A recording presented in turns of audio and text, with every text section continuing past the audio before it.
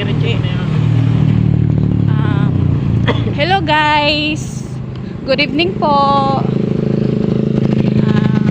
Ito po kami ngayon sa Barangay San Antonio, Milaor, Camarines Sur. Galing po kami ngayon sa aking tiyahin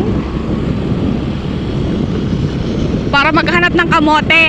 At nagnili ang aking asawa. Gusto daw ng kamote ng Bicol. Kasi nga daw po sa Tagaytay ay hindi daw masarap. Joke! Ito po siya, nagdadrive po, pauwi na po kami actually. Ako kami mahanap na kamote. Dahil wala kami mahanap na kamote, uwi na lang kami. Uuwi kaming luhaan. Oh my God! Ang ganda ng house! Sana all!